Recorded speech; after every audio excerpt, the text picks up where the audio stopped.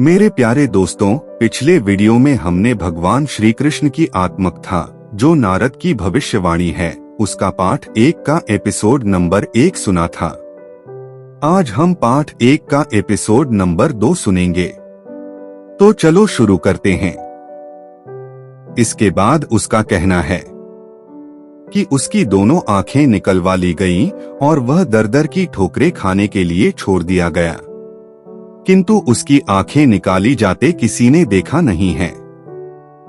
अवश्य ही वह आंखों पर पट्टी बांधे रहता है। संसार के संपूर्ण प्रकाश से दूर हटकर वह अपने भीतर एक ज्वाला सुलगाए जी रहा है और मौके बेमौके चिंगारियां बिखेरता है। उसकी छाया में ही कंस का विरोध यदाकदा सुगबुगा उठता है। उस रात को भी उसे प्रासाद के निकट ही घूमता देखकर गर्गाचार्य को भी आश्चर्य हुआ था। उन्होंने कहा था, आश्चर्य है मित्र कि नेत्र न होने पर भी तुम रात रात भर घूमा करते हो, क्योंकि मैं उलूक कणाद मुनि का वंशज हूँ। और वह हंसने लगा था। क्षण भर बाद ही बड़ी गंभीरता से बोला, आचार्य जी, मैं रात रात भर मात्र घूमता ही नहीं हूँ वरन चिंगारियां बोता हूँ। और याद रखना, एक न एक दिन लपटों की लहलहाती फसल अवश्य काटूंगा। हो सकता है वह दिन देवकी के 8वें पुत्र के जन्म के पहले ही आ जाए। असंभव, नितांत असंभव। नारद की भविष्यवाणी की उपेक्षा मत करो। मैं तो उपेक्षा नहीं करता आचार्य, पर निरंकुशता के नीचे जन्म लेने वाली क्रांति की छटपटाहट उसकी प्रतीक्षा भी नहीं कर सकती। आचार्य ने देखा कि छंदक एक चलती फिरती आग है। वह कंस के सिंहासन के नीचे सो रहे ज्वालामुखी का मूल उत्स है। हर क्षण विस्फोट की प्रतीक्षा में जीने वाला क्रांति का यह अग्रदूत कंस के सिर पर कच्चे धागे से तलवार की तरह लटक रहा है। आश्चर्य है कि अपने अस्तित्व की रक्षा के लिए अपनी प्यारी बहन का प्राण ले लेने के लिए व्यग्र कंस ने इस छंदक जैसे खतरनाक व्यक्ति को अभी तक जीवित रहने कैसे दिया। इसमें न तो कंस की सहृदयता और न उपेक्षा भाव है, बल्कि छंदक जीने की कला जानता है। वह दिन में आंखों पर पट्टी बांधे कराहता बिस्तर पर पड़ा रहता है और संध्या होते होते धीरे धीरे रेंगने लगता है। मध्य रात्रि के बाद तो तूफान हो जाता है। उसकी प्रकृति और संकल्प के कारण ही गर्गाचार्य उससे मिलने से घबराते थे। इस समय भी वह बहुत अधिक बातें करना नहीं चाहते थे। कौन जाने कंस के किसी गुप्तचर की नजर ही पड़ जाए। उस दिन के बाद से ही मेरे माता पिता ने मुक्त आकाश नहीं देखा। कारा की अंधेरी कोठरियों में वे डाल दिए गए। फिर एक के बाद एक मेरे अग्रज जन्म लेते रहे और कंस की आशंका एवं भय की बलि चढ़ते रहे। सुना है कंस यह जघन्य पाप भी समारोह पूर्वक करता था। बच्चे के जन्म लेते ही नगर में मुनादी फिरा दी जाती और दूसरे दिन राजप्रासाद के प्रशस्त प्रांगण में उत्सव होता। सभी अमात्य, सचिव और नगर के गण्यमान्य लोग उपस्थित रहते। अपने नवजात शिशु के साथ मेरे पिताजी बुलाए जाते। माँ अपनी शैया पर ही चीखती चिल्लाती रह जाती। उसका स्तनपान करता शिशु उससे छीन लिया जाता। कितना निष्ठुर, कितना निर्मम और कितना अमानवीय। यदि मेरी माँ चल पाती तो शायद उसे भी घसीटकर उस उत्सव में लाया जाता, पर वह तो जाल में फंसी मछली की तरह छटपटाती रह जाती थी। समारोह में पणव, तूर्य और शंख बजते। कंस स्वयं अपने हाथों से शिशु के टुकड़े टुकड़े करता और उसी क्षण एक प्रगल्भ हंसी उसके मुख से छूटकर समारोह पर बरसने लगती। विजयोन्माद की हंसी, मृत्यु को धराशायी करने की पागलों जैसी हंसी। इस अवसर पर चाटुकारों की भूमिका भी कम हास्यास्पद न होती। वे पुष्पवर्षा करते हुए अपने महाराजाधिराज के सुखद भविष्य की मंगल कामना करते और उसके इस पराक्रम एवं शौर्यपूर्ण कार्य को सराहते। अद्भुत था एक नादान शिशु की हत्या का यह उत्सव, जिसे मृत्यु पर विजय का समारोह समझा जाता। भयातुर मन का अहल जितना निष्ठुर है, उतना ही कायर भी। इसके बाद सचमुच कायरों की तरह कंस सीधे अंतःपुर में चला जाता। हर साल 1.5 साल पर ऐसा उत्सव होता और एक निरंकुश शासक का आतंक से भरा, भय से थरथर कांपता एक प्रभाव भोली भाली जनता अपने मन में समेट लेती और 8वें शिशु की प्रतीक्षा करती, क्योंकि वह मान बैठी थी कि यह जघन्य पापी मनुष्य के हाथों नहीं मरेगा। इसके अंत के लिए किसी दैवी शक्ति की आवश्यकता पड़ेगी, जबकि सत्य इसके बिल्कुल विपरीत है। मनुष्य किसी और से नहीं, अपने ही कर्मों से मारा जाता है। मृत्यो न किंचिच्छ्रकस्त्वमेको मार्येतु बलात् मारणीयस्य कर्माणि तत्कर्तृनीति नेतर्थ। अंत में एक समय ऐसा भी आता है जब कर्म ही यमराज के दूत बनकर मनुष्य को घेरते हैं। मारता दिखाई पड़ने वाला व्यक्ति तो निमित्त मात्र होता है। एक के बाद एक 5 मेरे अग्रज मार डाले गए।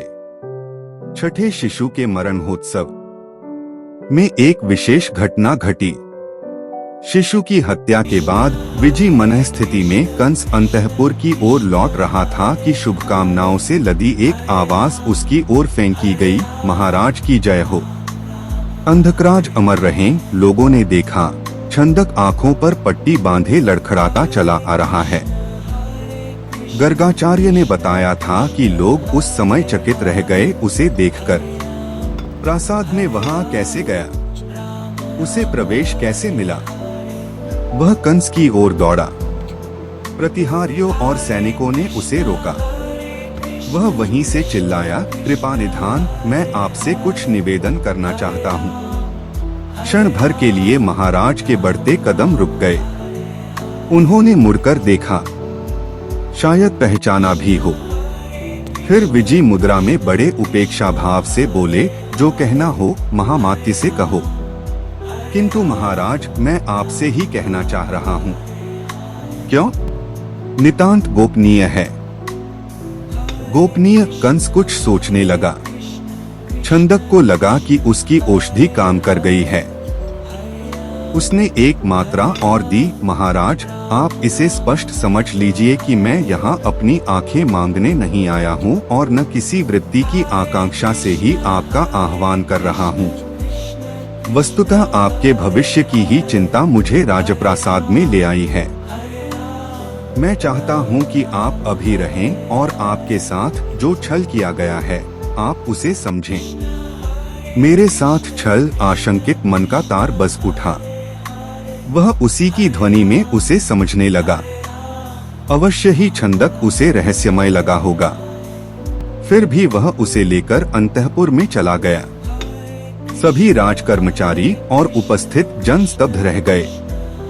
घंटों छंदक कंस के मंत्रणा कक्ष में था। गर्गाचार्य ने ही बताया कि औरों की तरह मैं भी सोचने लगा कि छंदक की इस नई राजनीति का रहस्य क्या है, पर कुछ समझ नहीं पाया। कई दिनों तक मौन आशंकाओं से मथुरा का सन्नाटा थरथराता रहा। 1-2 महीने इसी तरह बीत गए कि एक रात कारागार में पड़े मेरे माता पिता को मालूम हुआ कि बंदी गृह के प्रतिहारी बिना किसी सूचना के अचानक बदल दिए गए हैं। कारागार से सटी हुई यमुना बहती थी। उसके पिछले द्वार पर जल के थपेड़े लगते थे। मेरे माता पिता को इसी द्वार से प्रतिदिन स्नान की अनुमति थी, पर अब यह सुविधा भी छीन ली गई। कारा के भीतर ही उनका संसार सिमट गया। औरों की कौन कहे, अब राजकर्मचारी भी उनसे मिल नहीं सकते थे। कारा का खुला आकाश ही उनका अपना था। वे उसी ओर अपनी कातर दृष्टि लगाते, नारद की भविष्यवाणी स्मरण करते और तारणहार की कल्पना में घंटों मग्न रहते। नारद की भविष्यवाणी वह मरीचिका थी जिसके पीछे मेरे माता पिता की आशा का मृग दौड़ने लगा। कल्पनाएं कल्लोल करने लगी। यदि स्वप्न न होते तो जीवन भार हो जाता। मेरे माता पिता अपने सुखद स्वप्नों में ही जी रहे थे। अब बहुधा राजवैद्य भी मेरी माता को देखने आया करते थे। शायद उन्हें अपने आश्रयदाता को गर्भाधान की सूचना देनी थी, और एक दिन उन्होंने दे भी दी। अब उन पर पहरा कड़ा कर दिया गया। यहाँ तक कि आचार्य भी मेरे माता पिता से मिल न सके। बात क्या है? अभी तो 7वां ही गर्भ है। नारद ने तो 8वें बेटे के संबंध में बातें की थीं, फिर कंस इतना सजग क्यों, इतना सावधान क्यों? प्रशासनिक जागरूकता पूरे नगर में दिखाई पड़ने लगी। अब मथुरा की गलियां भी मागधी सैनिकों के पदचाप से बहुधा चरमराया करती। आचार्य जी ने बड़ी चेष्टा की इस परिवर्तन का रहस्य जानने के लिए, पर वे किसी निष्कर्ष पर नहीं पहुँचे। उन्हें इस परिवर्तन के भीतर भी एक परिवर्तन और दिखाई दिया। अब छंदक की शत्रुता पर कंस की मित्रता का पानी चढ़ गया है। अब वह प्रासाद में आने जाने लगा है। एक दूसरे के रक्त के प्यासों की यह मित्रता लोगों के आश्चर्य का कारण थी। हर कोई यह देख रहा था कि सर्प और मयूर की यह मित्रता जंगल पर क्या ढहाती है। छंदक अब आचार्य जी से कटाता रहता था, जैसे कभी की उनकी पहचान ही न हो। आचार्य जी को इसका दुख था। उन्हें बड़ी वितृष्णा होने लगी थी। वे सोचते, सत्ता की निकटता जब इतनी मादक है, तब सत्ता कितनी मादक होगी। वह मनुष्य को कितना बदल देती है। जानवर तो ऐसा नहीं बदलता। शायद इसीलिए मनुष्य जानवर से श्रेष्ठ है। एक रात शयन आरती के बाद शिव मंदिर के बाहर आचार्य जी को छंदक मिला। आज तुम्हें जाने नहीं दूंगा। आखिर मैं जाता कहाँ हूँ? छंदक खलनायकों की तरह मुस्कराया। आज भले ही मत जाओ, पर जब तुम्हें मेरी आहट लगती थी, तुम कतरा कर जाते थे। इसलिए कि इस तरह का कभी एकांत नहीं मिला। जहाँ कंस से इतनी घृणा थी, वहाँ अब नित्य प्रासाद में जाने लगे। आखिर इतना परिवर्तन कैसे? परिवर्तन केवल क्रिया में है, उद्देश्य में नहीं। मतलब यही कि आज भी मैं प्रासाद में चिंगारी बिखेरने जाता हूँ। चिंगारी बिखेरने या पुष्पवर्षा करने? पुष्पवर्षा। छंदक जोर से हंसा। उसकी निर्व्याज हंसी उस अंधकार भरी स्तब्धता में बड़ी देर तक कांपती रही। देखना, ये सारे पुष्प एक दिन चिंगारियों में बदल जाएंगे। उसने कहा, मैं जानता हूँ मेरे इस परिवर्तन से मथुरा के अधिकांश लोग मेरे संबंध में वैसा सोचते होंगे जैसा आप सोचते हैं। मैं क्या सोचता हूँ? यही कि छंदक आजकल चापलूस हो गया है। कंस को विश्वास में लेकर किसी स्वार्थ सिद्धि में लगा है। इतना कहकर वह पुनः हंसा। यह तो अवश्य है कि मैं उसे विश्वास में ले रहा हूँ, पर किसी स्वार्थ के लिए नहीं, वरन उसकी आंखें बंद कर अग्निकुंड में ढकेल देने के लिए। इसका तात्पर्य यह है कि तुम अपने स्वार्थ के लिए नहीं, वरन मथुरा के स्वार्थ के लिए चिंतित हो। बल्कि परमार्थ के लिए कहिए। आचार्य की बात काटते हुए छंदक बोला, जिसका शासन अनीति पर स्थित हो, जहाँ निरीहों के रक्त से तलवारें अपनी प्यास बुझा रही हों, जहाँ तपस्वी सताए जा रहे हों, जहाँ विद्वानों की जिह्वा पर ताला डाल दिया गया हो, वहाँ के शासक को यदि अग्नि में झोंक दिया जाए तो निश्चित ही पुण्य की प्राप्ति होगी। आचार्य को लगा कि छंदक में दिखाई पड़ने वाला परिवर्तन सही है। उनके मन में बनने वाली छंदक की छवि एकदम बदल गई। वह प्रसन्न हुए और उसके कंधों पर हाथ रखकर उसे मंदिर के प्रांगण में लगी अमराइयों के झुरमुट में ले गए। रात्रि का मध्य प्रहर और ग्रीष्म ऋतु। दिन भर की तपती धरती को पवन अपने शीतल झोंकों से सहलाने लगा था। वातावरण उनींदा। आचार्य जी ने इस स्तब्धता का पूरा लाभ उठाते हुए छंदक को और अधिक खोलने की चेष्टा की। पहले उसने आचार्य से शपथ ली कि वे इसकी गोपनीयता को रंच मात्र भी उद्घाटित नहीं करेंगे। फिर उसने बताया, मैंने कंस से कहा है कि नारद ने आपको धोखा दिया है। आपका संहारक देवकी का 8वां बेटा नहीं, वरन 7वां होगा। तो क्या उसने तुम्हारी बात का विश्वास कर लिया? आचार्य ने पूछा। पहले तो नहीं किया। वह सोच भी नहीं सकता था कि मुनि भरी सभा में झूठ बोल सकते हैं, पर मैंने उसे अच्छी तरह समझाया कि नारद मात्र भविष्य दृष्टा और मुनि ही नहीं हैं, वरन एक प्रखर राजनीतिज्ञ हैं। और राजनीतिज्ञ के लिए सत्य और झूठ एक सिक्के के दो पहलू मात्र होते हैं। उपयोगिता के आधार पर ही वह उन्हें परखता है। सत्य में उसकी कोई आसक्ति नहीं, झूठ से उसकी कोई विरक्ति नहीं। जैसा अवसर देखा और जिससे लाभ की संभावना बनी वह बोल दिया। कंस ने यह नहीं पूछा कि नारद के इस झूठ के पीछे उद्देश्य क्या है। पूछा था, मैंने बताया कि उनकी मंशा है कि आपका सारा ध्यान 8वें पुत्र पर केंद्रित रहे और 7वें को वह किसी प्रकार बचा लें।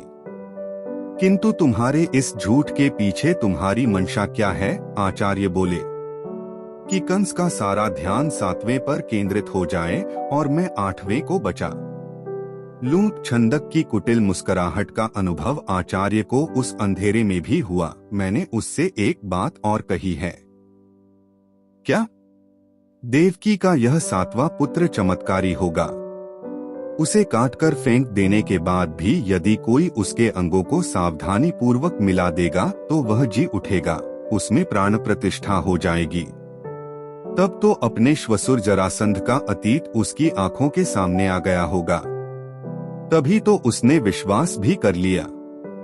आश्चर्य होता है छंदक, तुम्हारे और उसके संबंधों को देखते हुए आखिर उसने तुम्हारा विश्वास कैसे कर लिया? छंदक ने बताया, वस्तुतः कंस विश्वास करने की स्थिति में नहीं था। घंटों मेरे और उसके तर्क टकराते रहे, किंतु जब मैंने उसके मन में बैठा दिया कि हर तूफान एक सीमा के बाद अपना सिर फोड़कर आत्महत्या कर लेता है, हर आग स्वयं को ही राख कर बुझ जाती है, वैसी ही आज मेरे विरोध की स्थिति है। बहुत हाथ पैर मारकर भी जब वह कुछ नहीं कर पाया है, तब उसने अपना सिर खुद फोड़ लिया है। अब वह समाप्त हो गया। एकदम बदला हुआ छंदक आपके चरणों में आया है। महाराज, अब वह चाहता है कि शेष जीवन शांति से बिताए और आपकी ही छाया में पड़ा रहे। बड़ी कठिनाई से मैं उसके विश्वास पर अधिकार कर पाया। फिर क्या हुआ? आचार्य की जिज्ञासा चरम बिंदु पर थी। हुआ क्या? मेरी उसकी निकटता निरंतर बढ़ती गई, क्योंकि मैं नारद की भविष्यवाणी का एक से बढ़कर एक रहस्य बताता रहा। उसके बाद एक व्यंग्यात्मक हंसी फिर उसके अधरों से छूटी। जानते हैं आचार्य जी, अब उसे कोई दुख था तो बस एक मेरी आंखों के चले जाने का। उसने कई बार अफसोस व्यक्त किया कि यदि मुझे तुम्हारी स्वामी भक्ति का जरा भी विश्वास होता तो मैं मागधी सैनिकों को कभी ऐसा करने न देता। मैंने बस इतना ही कहा, इसमें आपका कोई दोष नहीं महाराज। मैं बस अपने कर्मों का फल पा रहा हूँ और अब तो मैं उस पर छा गया हूँ। प्रतिदिन प्रासाद में जाता हूँ, कभी न जाऊं तो कंस के विश्वस्त सैनिक मेरे आवास पर पहुंचते हैं। मेरे बिना अब उसे चैन नहीं, उसकी नींद हराम। बातों के ही विस्तार में छंदक ने बताया, अब कंस की सारी सजगता और उसकी क्रूरता की सीमा हम इस देवकी के 7वें पुत्र के जन्म के समय में ही देख लेंगे। सजगता से तो हम कुछ लाभ उठा सकते हैं, पर क्रूरता से क्या फायदा? रह गए तुम पोंगा पंडित ही। छंदक हंसा। इतिहास इसका साक्षी है कि सत्ता की जघन्य क्रूरता में जनक्रांति का बीज फूटता है, और मैं उसी क्रूरता का प्रदर्शन कंस से कराना चाहता हूँ। जनता देख ले कि हमारा स्वामी कितना निर्मम, कितना निष्ठुर और कितना आत्ताई है। उसके वध में भी कोई उपाय नहीं। इसका तात्पर्य है कि कंस के वध की तैयारी तुम कर रहे हो। देवकी के 8वें पुत्र में तुम्हारी आस्था नहीं, नारद की भविष्यवाणी पर तुम्हारा विश्वास नहीं। आचार्य जी ने छंदक के अह को एक बार अच्छी तरह झकझोरा। वह शीघ्र ही धरती पर आ गया। नहीं, ऐसी बात नहीं। जो कुछ होता है वह सब भगवान की प्रेरणा से होता है। हम स्वयं कुछ भी नहीं कर सकते। हो सकता है यह सब करने के लिए मुझे प्रभु ने ही प्रेरित किया हो। मैं तो निमित्त मात्र हूँ। सुना आपने, मेरे जन्म के पूर्व ही छंदक मेरी भाषा बोलने लगा था। आखिर मैंने अर्जुन से यही तो कहा था, निमित्त मात्रं भव सव्यसाचिन्। इसी बीच एक और घटना घटी। एक रात घबराया हुआ छंदक आचार्य के घर पहुंचा। रात्रि का यौवन लगभग ढलने की ओर था। ब्राह्म मुहूर्त के कुछ पहले ही जग जाने वाले आचार्य गहरी नींद में थे। छंदक ने उन्हें जगवाना चाहा। पहले मारुति ने आनाकानी की, किंतु शीघ्र ही छंदक के बढ़ते प्रभाव के समक्ष वह नतमस्तक हो गया और अपने पिता को जगाकर ले आया। क्षमा कीजिएगा, इस मध्य रात्रि में मैंने आपको कष्ट दिया। आचार्य को देखते ही छंदक बोला। कष्ट का प्रश्न ही क्यों? मैं तो चाकर हूँ, आचार्य ने सोचा। प्रासाद का आमंत्रण लेकर यह आया है, महाराज की आज्ञा है तो चलना ही पड़ेगा। महाराज की आज्ञा होती तो मैं न आता, कोई प्रासाद का प्रहरी ही आपकी सेवा में उपस्थित होता। छंदक ने मुस्कुराते हुए आचार्य की ओर देखा। आचार्य की आकृति की झुर्रियों के बीच उभरा तनाव ढीला पड़ा। वे मुस्कुराए। अच्छा, तो यह प्रासाद का नहीं, प्रासाद के बाहर का कष्ट है। विश्वास रखो छंदक, मथुरा का कोई भी कष्ट झेलने के लिए यह सेवक सदैव तैयार है। इसका तात्पर्य है कि आप प्रासाद के कार्य के लिए तैयार नहीं हैं, छंदक ने व्यंग्य किया। तब आपका चाकर धर्म कहाँ गया? मेरा चाकर धर्म प्रासाद में रहता है और प्रासाद के बाहर मैं। प्रासाद में मेरी विविधता है और बाहर मेरी स्वतंत्रता। कहाँ है आज मथुरा में स्वतंत्रता? छंदक बोला। उसे लगा कि वह हरि भजन को आया है और कपास ओटने लगा है। उसने शीघ्र ही बातों का सिलसिला दूसरी ओर मोड़ा। मैं आपसे कुछ गंभीर मंत्रणा करने आया हूँ।